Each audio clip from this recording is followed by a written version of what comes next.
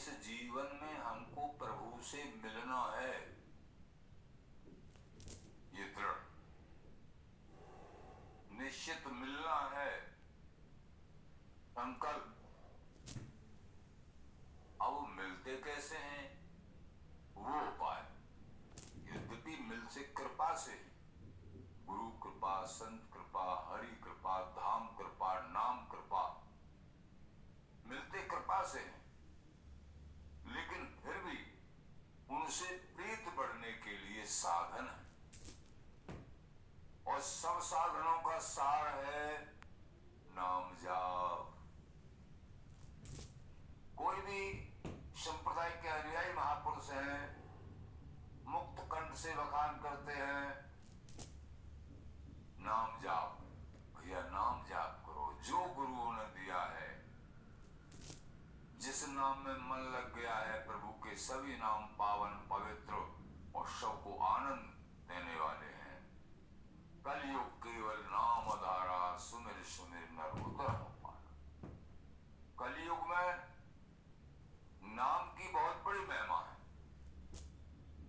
और युगों में बहुत तेरे साधन और भी थे, लेकिन सभी युगों में नाम की प्रधान महिमा तो रही है, लेकिन कलयुग में और अधिक महिमा है नाम की। और युगों में कलीर दोषो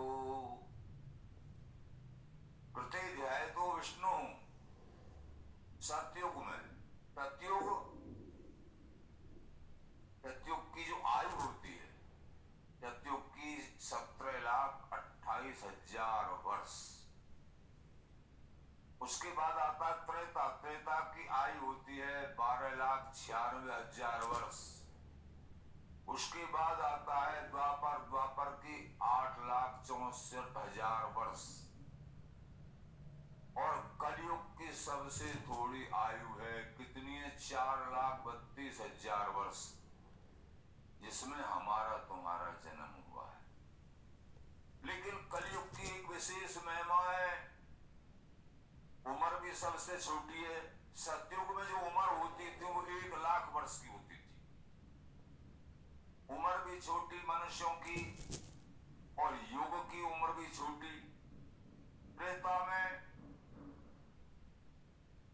10,000 वर्ष की उम्र होती थी मनुष्यों की, और द्वापर में 1,000 वर्ष की, और कलयुग में 100 वर्ष की। अब 100 पे भी नहीं पहुंचते हैं, 80 पे, 70 पे, 60 पे, और कोई नाना प्रकार की बीमारी ऐसी चल रही, पता ही नहीं है। और युगों में ऐसा नहीं था, और युगों में ऐसा नहीं था कि इस तरीके से जल्दी जल्दी मृत्यु हो जाती हो। लेकिन अब जैसे जैसे ये प्राणी अपराध कर रहा है, अपराध से ये जो है तृप्ति नहीं हो रही इसकी, प्रभु के भजन में, दान पुण्य में, सेवा में इस जीवन को नहीं लगाता है, केवल और केवल अपराध। ये भी नहीं, एक एक क्षण इस मनुष्य जन्म का प्रभु से प्रेम करने के लिए, सेवा के लिए प्राप्त हुआ है। संत महापुरुषों का पूरा जीवन, और चाहे ग्रस्त में ही क्यों न हो, ऐसे महापुरुष हुए हैं, उनका जीवन एकमात्र इसके लिए, हे प्रभु आपके श्री चरणों में प्रेम हो जाए हमारा। भक्तमाल में कितने भक्तों की कमी, एकमात्र। और वृंदावन धाम जिनको प्राप्त हो गया है, ठाकुर जी की उपासना, कोई भी ठाकुर जी का नाम उसको जाप करोगे तो आनंद ही आनंद हो जाएंगे। हरि स्मृति सर्वव्याधि विनाशनम। हरि का स्मरण ही समस्त व्याधियों का विनाश करने वाला है। जो चाहोगे तुमको वो मिल जाएगा। 10-20 साल जाप तो करो, 10-5 साल, 2 साल, दृढ़ भाव से, गुरु आज्ञा के, शास्त्र आज्ञा के अनुसार, दृढ़ भाव से, अनन्य भाव से, एकत्व भाव से।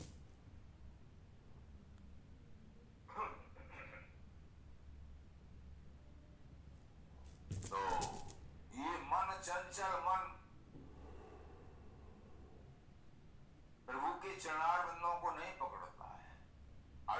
प्रश्न किया, प्रभु भजन साधना जो भी अध्यात्म है ये सब मन के ऊपर आधारित है। चंचल में ही मन है कृष्ण प्रमाथि बलवद्दृढ़म्, लेकिन ये मन बड़ा चंचल है, इसको रोकते रोकते तो मन का स्वभाव कैसा है? हवा से भी तीव्र है मन की चाह। आज यहाँ अभी जिसने कलकत्ता को देखा 1 मिनट में कलकत्ता पहुंच जाएगा। जो जो वस्तु देखी है, जहां जहां देखा है, 1 मिनट में उसका चिंतन वहीं पहुंच जाएगा। मन शरीर यहाँ बैठा है, मन वहां पहुंच गया। मन की गति बड़ी वायु से तेज है। चंचल में ही मन है कृष्ण।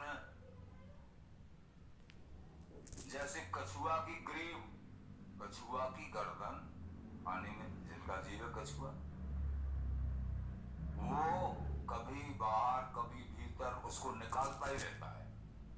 ऐसे ही ये मन संकल्प विकल्प, कभी ये सोचता है, कभी वो सोचता है, कभी वहां भाग गया, ये करता ही रहता। क्या आपको पता है इकोनॉमिक टाइम्स के अनुसार भारत सरकार 2003 तो मन का स्वभाव चंचल में ही मन है कृष्ण। हे प्रभु, ये मन बस में कैसे होगा? कोई उपाय है? प्रभु की प्राप्ति मन के ऊपर आधारित है। मन की चंचलता समाप्त होगी, प्रभु के चरणों में लगेगा, संसार की असारता समझेगा। संसार नश्वर है, यहाँ के समस्त सुख नश्वर हैं, अपराध से बचेगा।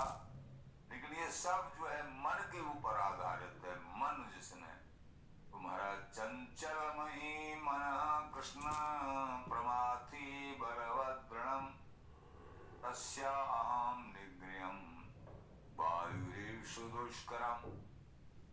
ये बड़ा चंचल है, वायु से भी ज्यादा जो दुष्कर है। भगवान बोले असन से अम्मा बाहु, बिल्कुल ठीक कह रहे हो अर्जुन, मन ऐसा ही चंचल है। असन से अम्मा वायु मनो दुर्निगृहम् चलम्, लेकिन अभ्यासेन तो कौन्ते वैराग्येण निगृह्यते। पर ये नहीं कह सकते हो कि मन बस में नहीं होता है। कैसे होता है जी? गुरुओं के बताए हुए रास्ते का, नाम का, पाठ का निरंतर अभ्यास करें, उसका जाप करें, तो प्रभु की प्राप्ति होगी। कब? जब ये मन एकमात्र प्रभु के शरणारविंदों में लगने लगेगा, अपराध को छोड़ेगा, सारे सुख घेर लेंगे। और जब अपराध को नहीं छोड़ता है, हम किसी को सुख देंगे तो वो सुख कई गुना होके हमारे पास आ जाएगा। किसी को सोचेंगे तो वो सुख हमारी बुद्धि में आ जाएगा, हम सुखी हो जाएंगे, हमारा मन सुखी हो जाएगा। और किसी को दुख देने की सोची अथवा दुख शरीर से दिया तो वो 100 गुना होके हमारे पास एक दिन आ जाएगा। ये शास्त्र का प्रमाण है। इसलिए दुख दे दुख होता है, सुख दे सुख होता। अष्टादश प्राणेषु व्यासस्य वचनद्वयम् परोपकाराय पुण्याय पापाय परपीडनम्। 18 प्राणों का ये निष्कर्ष। इसलिए हमको जीवन में हमेशा ये सोचते रहना चाहिए कि सामने वाले को सुख कैसे मिले, तो एक दिन तुम बहुत बड़े सुख से सुखी हो जाओगे। अगर किसी को दुख देना चाहते हो तो जीवन में सुख आएगा ही नहीं। प्रारब्ध के अनुसार तुम्हारे पास कुछ आ रहा है, ऐसा लग रहा है मैं सुखी, यहाँ से सुखी, वहां से सुखी। ये 4 दिन की चांदनी फिर अंधेरी रात है, ये रुकने वाला नहीं है। ये तो पहले जन्मों में कुछ अच्छा किया है, उसका प्रारब्ध बना, वो फल आ रहा है। और जब ये समाप्त हो जाएगा तो बड़ा भयंकर समय आ जाएगा। इसलिए अब पूंजी बनाओ। पहली पूंजी को तो बैठ के खा रहे, लेकिन अब कमाओ। क्या कमाते हो? ये भजन रूपी पूंजी, सत्कर्म रूपी पूंजी, सेवा भाव रूपी पूंजी, तो सदा सदा के लिए सुखी हो जाओ। ये शास्त्र प्रमाण है। दुख में जो सुख सुख में दुख ते दो दुख जान बिहारी दास सुख दुख परे ता सुख सुमरत दिन। संसार में दुख और दुख, आचार्य जन कह रहे हैं ये दोनों के दोनों ही दुखी हैं, सुख तो है ही नहीं है। ये प्राणी अनभिज्ञ प्राणी जो भजन से नहीं जुड़ा है, संतों के चरणों से नहीं जुड़ा है, वो संसार के दुखों को ही सुख मान रहा है, इन नश्वर सुखों को ही सुख मान रहा है।